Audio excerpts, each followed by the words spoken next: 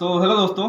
तो चौथी टीम के बारे में बात करेंगे आईपीएल में। ऑलरेडी चेन्नई, बैंगलोर और दिल्ली के बारे में बात कर लिया है। अब बारी है पंजाब किंग्स की, शाडा पंजाब की, पीबीकेएस की। तो थोड़ी सी अंडररेटेड सी टीम है, क्योंकि अभी तक ट्रॉफी नहीं जीते हैं। सिर्फ एक बार फाइनल खेला था, वो भी 10 साल पहले, ऑलमोस्ट 2014 में। तो उतनी कोई एक तरीके से हाई प्रोफाइल टीम नहीं है और फैन बेस भी उतना बड़ा नहीं है। बट अच्छी टीम है, एक्साइटिंग टीम है। काफ़ी टाइम एक तरीके से एक्साइटिंग क्रिकेट खेलते ज़रूर है। सबसे ज़्यादा कह सकते हैं एंटरटेनमेंट देते हैं इन टर्म्स ऑफ जिस तरह से वो आई थिंक उनकी टीम में बदलाव होती है, स्पेशली कप्तानों में और कोचिंग स्टाफ में लगातार। अब देखो कि सबसे ज़्यादा अगर कोई प्लेयर को यूटिलाइज करती है वो ये पंजाब किंग्स की टीम है। ऑलमोस्ट सारे के सारे स्क्वाड को एक तरीके से बेंच से लेकर प्लेइंग 11 में डाल देती है। दो तीन मैचेस का एक तरीके से उनको अपॉर्चुनिटी एक तरीके से दे देते हैं, बट रिजल्ट उस हिसाब से नहीं मिलता है। बाकी टीमों का फिर भी अगर आप देखो, जैसे बैंगलोर का हो गया या हैदराबाद, इन्होंने काफ़ी टाइम एक तरह से क्वालिफाई ज़रूर किया है प्लेऑफ में, बट इनका ये है कि वो प्लेऑफ में भी नहीं जाते। हमेशा से वो मिड टेबल या एक तरीके से आखिर के 2-3 टीमों में ही रहते हैं। तो खैर इस बार फॉर्च्यून चेंज करने की एक तरह से कोशिश करेंगे। शिखर धवन की कप्तानी में एक तरीके से एक बार फिर से कोशिश यही होगी कि 10 टीमों के टूर्नामेंट में एक तरह से टॉप 4 में एंटर किया जाए, क्योंकि ये इनके लिए एक तरीके से बहुत बड़ा टास्क होगा।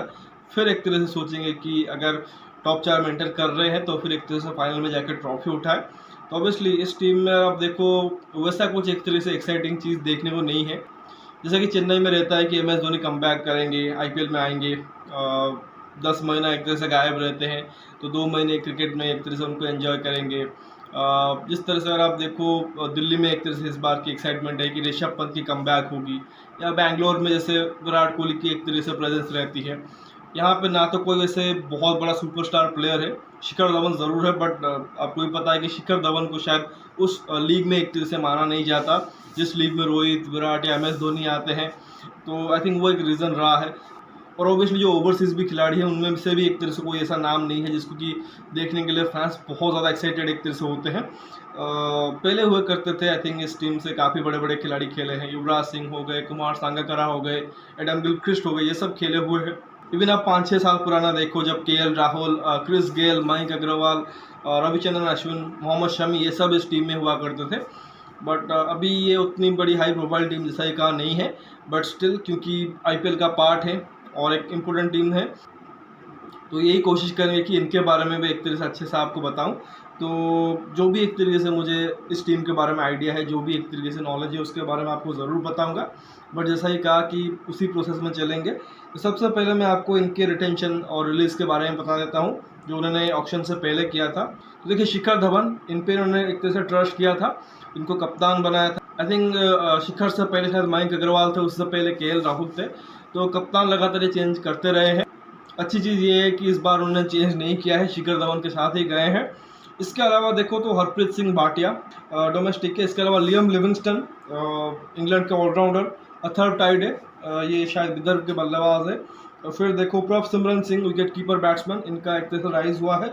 Jitesh Sharma, wicket keeper batsman, यहीं से एक तरह से इंडिया में उनका सिलेक्शन हुआ है। 2 ज़बरदस्त सीजन गए हैं IPL के। इसके अलावा सिकंदर रजा, ये जिम्बाब्वे के ऑलराउंडर है। हरप्रीत ब्रार, श्याम करन, बहुत बड़े प्राइस में इनको एक तरह से खरीदा था और यहाँ पे वो है। ऋषि धवन ऑलराउंडर, फिर Shivam Singh, कगीश्वर Rabada, Nathan Ellis, फिर विद्वत कबीरप्पा, राहुल चहर, अर्शदीप सिंह और जॉनी बेस्टो। तो ठीक ठाक उन्होंने आई थिंक रिटेंशन किया था, जिसमें 17 खिलाड़ी एक तरह से थे और 8 स्लॉट एक तरह से खाली रखे थे, जिसमें से कि 2 ओवरसीज़ थे। तो ऐसा नहीं कि बहुत ज़्यादा एक तरह से कोई उनको परचेज़ करना था। हाँ, इंडियन खिलाड़ी को ज़रूर एक तरह से खरीदते, बट ओवरसीज़ में बहुत ज़्यादा कुछ एक तरह से ऑप्शन था नहीं।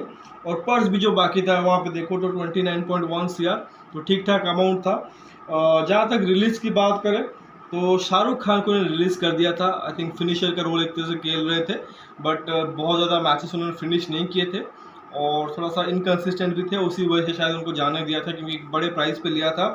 मोहित राठी, इसके अलावा भनुका राजपक्ष, अगेन उनको शायद वो फिट कर नहीं पा रहे थे उस प्लेइंग 11 में, उसी वजह से उनको रिलीज़ किया, वरना वो भी एक अच्छे बैट्समैन थे।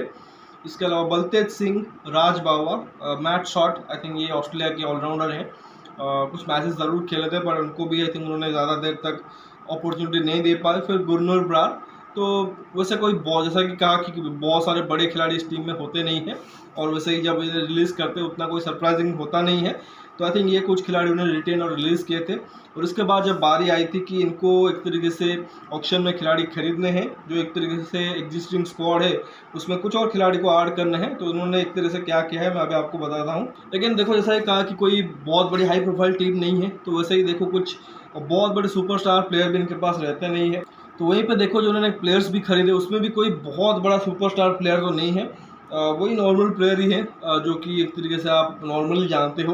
उसमें देखो सबसे बड़ा आई थिंक जो उनका पिक था वो था हर्षल पटेल का, आरसीबी के लिए बहुत अच्छा कर चुके हैं रिसेंट पास्ट में, फिर इंडिया के लिए भी सिलेक्ट हुए थे, वर्ल्ड कप का भी एक तरह से हिस्सा थे, तो उनको एक तरह से ट्रस्ट किया है। 11.75 CR में उनको खरीदा है, काफ़ी बड़े अमाउंट में उन पर एक तरह से ट्रस्ट दिखाया है, तो देखना पड़ेगा उनको किस तरह से यूटिलाइज करते हैं। इसके अलावा देखो तो राइली रूसो को 8 करोड़ में खरीदा है। अब Rilee Rossouw I don't think कि इनके स्टार्टिंग 11 का हिस्सा हो पाएंगे, क्योंकि काफ़ी सारे ऑलरेडी ऑप्शन हैं, Jonny Bairstow, Liam Livingstone, Sikandar Raza, Sam Curran, Nathan Ellis या कगिसो रबाडा के रूप में, बट इनको 8 करोड़ में लिया है।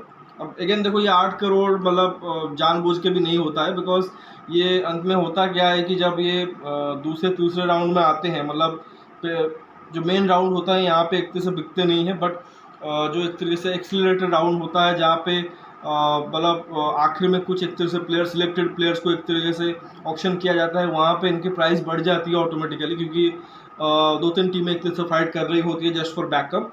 I think Rahul Rousseau just आज बैकअप गए हैं, बट फिर भी 8 CR में गए हैं। इसके अलावा क्रिस वोक्स अच्छे खासे प्राइस पे ये भी गए हैं 4.2 CR।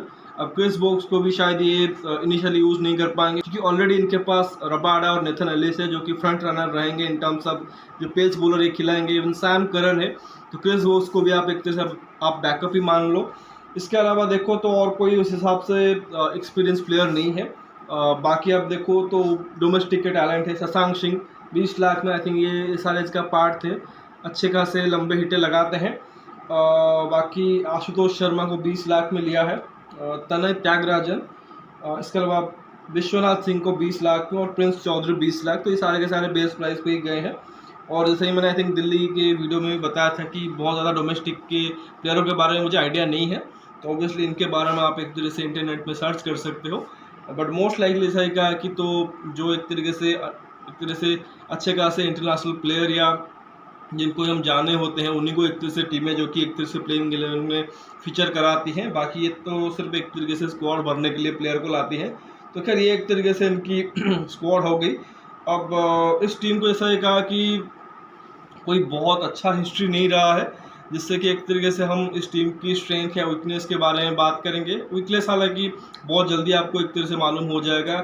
आई थिंक इनकी वीकनेस ऑन द फील्ड नहीं, ऑफ द फील्ड ज़्यादा है। जिस तरह से आई थिंक ये चेंजेस करते रहते हैं स्क्वाड में, अपने प्लेइंग 11 में स्टेबल नहीं रखते हैं, तो उसी वजह से देखो टीम भी स्टेबल एक तरह से नहीं हो पाती और कभी भी कंटिन्यूसली अच्छा कर नहीं पाते हैं। लगातार ऐसा ही कहा कि जो 25 की स्क्वाड होती है सबको एक तरह से चांसेस दे देते हैं, हर दूसरे तीसरे मैच के बाद प्लेइंग 11 बदल देते हैं, और उसी के चलते कभी वो कंसिस्टेंट परफॉर्मेंस दे ही नहीं पाते हैं। और एक सीज़न मुझे याद है शायद जब KL राहुल, क्रिस गेल यहाँ पे खेला करते थे, तो वहाँ पे लग रहा था कि शायद इनिशियल फेज में कि टॉप 4 में इजीली एंटर कर जाएंगे, फिर सेकंड पार्ट में इतना बुरा खेलते थे कि वो सीधा टॉप 4 से बॉटम 4 पे फिनिश करते थे, आखिर 2 में जाके फिनिश करते थे। और ये भी आई थिंक बहुत से ऐसे मैचेस रहे हैं जहाँ पे विनिंग पोजीशन से इन्होंने मैच फेंक दिया है, तो आई थिंक उसके लिए एक तरीके से टीम माहिर है। तो वही है जैसा कि अभी बोला कि वीकनेस जो इनकी है वो ऑन द फील्ड से ज़्यादा ऑफ द फील्ड है, जिस तरह से इनकी डिसीजन मेकिंग रहती है, जिस तरह से ये टीम सिलेक्शन करते हैं। और ऑब्वियसली देखो कि जब इतने सारे मतलब ऑप्शन होते हैं इनके पास, क्योंकि जैसा ही कहा कि कोई बड़ा नाम नहीं है उस हिसाब से, हाँ इंडियन के तौर पे आप देख सकते हो कि जैसे शिखर धवन है, फॉरेनर में जॉनी बेस्टो, लियम लिविंगस्टन या कगिसो रबाडा को मान सकते हो, तो इन सबको तो डेफिनेटली खिलाएंगे। बट इनके अलावा आई थिंक काफ़ी सारा एक तरह से सिलेक्शन प्रॉब्लम रहेगा, क्योंकि जैसा ही कहा कि अगेन इस टीम में भी देखो तो जितने भी इन्होंने फॉरेनर लिए हुए हैं सारे के सारे ऐसे खिलाड़ी हैं जिनको कि आप किसी भी प्लेइंग 11 का हिस्सा रख सकते हो। तो दिक्कत इनके लिए यही आएगी कि बेस्ट पॉसिबल प्लेइंग 11 इनको एक तरह से चूज़ करना है। हालांकि मैंने तो ज़रूर कोशिश की है कि चुन लूँ, और मैंने चुना भी है एक तरह से प्लेइंग 11 या जो प्लेइंग 12 है, क्योंकि इम्पैक्ट प्लेयर भी ऐड होता है। थोड़ी देर में भी बताऊंगा। जहाँ तक इनकी स्ट्रेंथ की बात करें, देखिए स्ट्रेंथ क्या है। अगेन देखो, लो प्रोफाइल टीम है, बहुत ज़्यादा इनका नाम नहीं है, बहुत ज़्यादा एक्सपेक्टेशन भी नहीं है। तो ऐसे में जब एक्सपेक्टेशन ही नहीं है तो आई थिंक ये प्रॉपर आई थिंक डोमिनेट कर सकते हैं। और आई थिंक पिछले सीज़न में या उससे पिछले सीज़न में एक चीज़ अच्छी दिखी थी, ये जब बैटिंग कर रहे थे तो बिल्कुल फ्रीली बैटिंग कर रहे थे, 200 का स्कोर इजीली बना रहे थे, 200 का स्कोर इजीली चेस भी कर रहे थे, क्योंकि पूरी की पूरी बैटिंग लाइनअप ही ऐसी है। बेस्टो, लिविंगस्टन, शिखर धवन, जितेश, मतलब सारे के सारे हार्ड हिटर है। तो आई थिंक एक चीज़ मुझे लगता है कि अगर ये कंटिन्यू रखें कि उसी अंदाज में खेलते रहें, उसी T20 के बेबाक अंदाज में खेलते रहे, तो आई थिंक हो सकता है ये टीमों को ट्रबल कर सकते हैं, क्योंकि टीम उतनी बुरी नहीं है। मुझे लगता है कि अगर आप ऑन पेपर देखोगे तो आई थिंक जो मैंने बाकी टीमों को कहा, जैसे चेन्नई, बैंगलोर या दिल्ली, इनमें से अगर आप देखो एटलीस्ट तो मैं दिल्ली से तो बेहतर ही मानूंगा ओवरऑल अगर आप देखो, क्योंकि इनकी बैटिंग देखो, इसमें Shikhar Dhawan, Jonny Bairstow, Livingstone, Jitesh, I think अच्छी खासी बैटिंग लाइनअप है। फिर अगर आप बॉलिंग देखोगे तो Rabada, Nathan Ellis, Chris Woakes जुड़ जाएंगे। फिर सिकंदर रजा ऑलराउंडर के तौर पे है, राहुल चेहर भी है जो रिस्ट स्पिनर है, हरप्रीत ब्रार जो कि लेफ्ट आर्म स्पिनर है। तो काफ़ी अच्छी बॉलिंग साइड भी है। तो ऑलराउंड अगर आप देखोगे तो अच्छी टीम है। तो जैसा कि ऑन पेपर बेहतर टीम लग रही है मुझे दिल्ली से। इनफैक्ट आरसीबी के बॉलिंग से तो काफ़ी मुझे लगता है कि बेहतर बॉलिंग है, क्योंकि इसमें T20 स्पेशलिस्ट से एक तरह से भरे हुए गेंदबाज है। और मेन नाम तो अभी मैंने लिया ही नहीं, वो है अर्शदीप सिंह का, अर्शदीप पाजी का, जो कि T20 का आप कहोगे कि बहुत अच्छे गेंदबाज है। तो और वहाँ पे अगर आप देखो अच्छी खासी कॉम्बिनेशन एक तरह से वो रखते हैं, नेथन एलिस, अर्शदीप, शाम करन भी है। तो आई थिंक अच्छी खासी बॉलिंग लाइनअप भी बनेगी। इनको सिर्फ आई थिंक वो कॉन्फिडेंस चाहिए। और अगर ये समहाउ अगर स्टेबल प्लेइंग 11 खिलाते हैं, मतलब जो भी प्लेइंग 11 फर्स्ट गेम में खिलाते हैं दिल्ली के अगेंस्ट, उसी को अगर कंटिन्यू रखते हैं अदर दैन कोई इंजरी हो जाए, तो ऐसे में मुझे लगता है कि ये टीम बेहतर कर सकती है।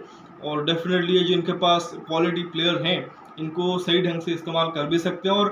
और आई थिंक इस टीम में क्योंकि कोई बहुत बड़ा स्टार प्लेयर नहीं है, तो उस समय जो एक्सपेक्टेशन रहता है उस स्टार प्लेयर से, वो भी उस हिसाब से नहीं है जैसे कि विराट कोहली के ऊपर आरसीबी में रहता है, या चेन्नई में अगर आप आए तो आई थिंक MS धोनी के ऊपर वो प्रेशर रहेगा कि वो किस तरह से आज कैप्टन डिलीवर करते हैं, या रोहित शर्मा हो, हार्दिक पांड्या, वो किस तरह से डिलीवर करते हैं।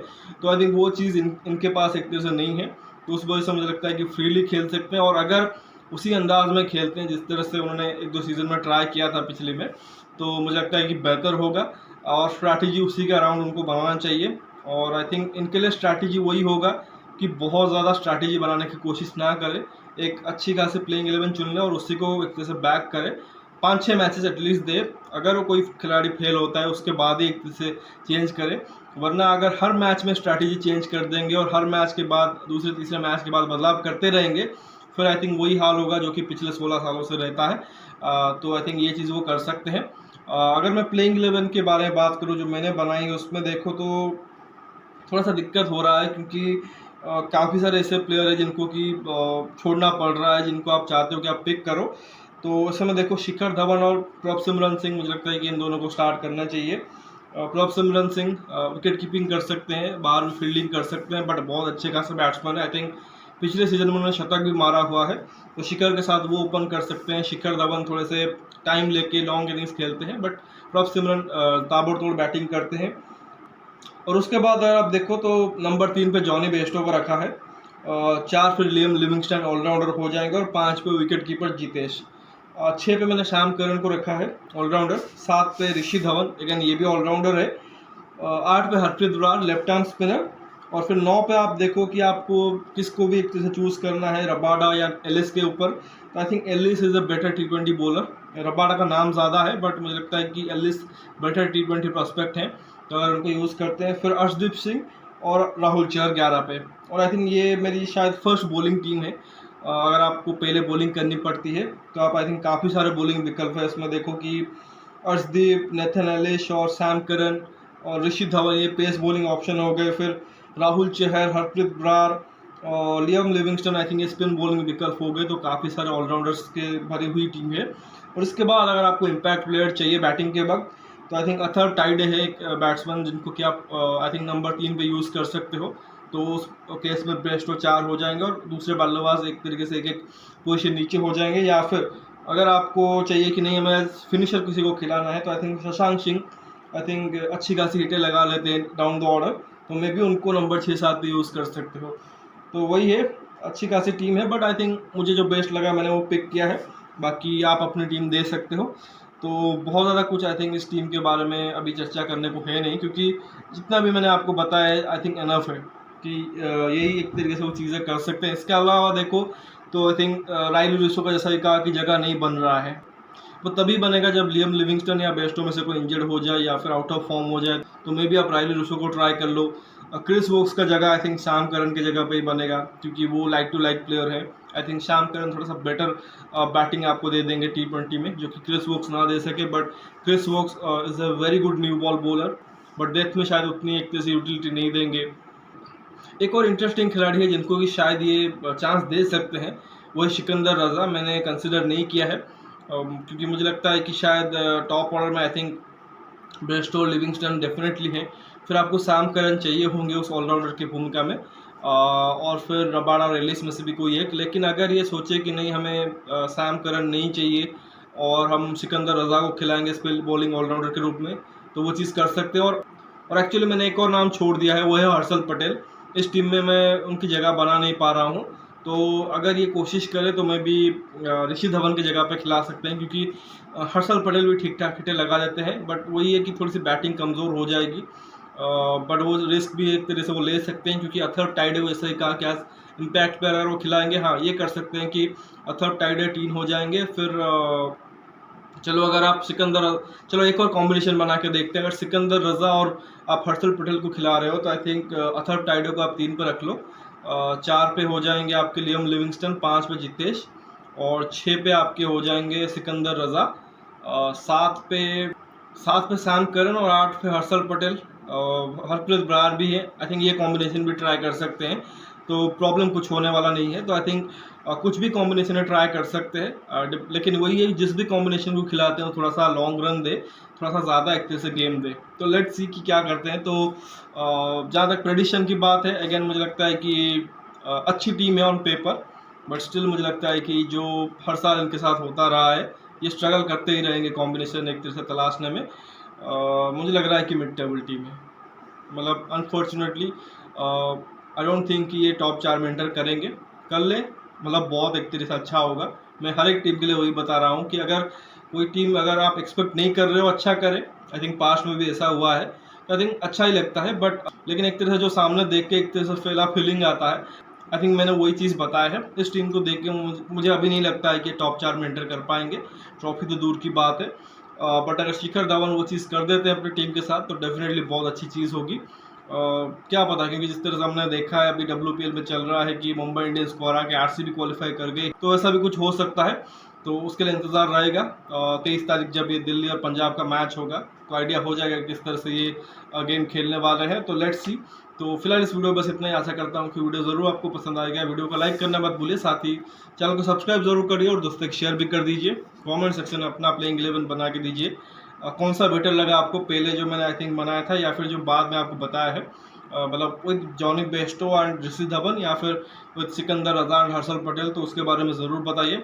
बाकी नोटिफिकेशन की घंटी दबा लीजिए ताकि हर एक वीडियो की अपडेट आपको टाइम पे मिलती रहे। मिलते हैं अगले वीडियो में, तब तक के लिए धन्यवाद। जय हिंद।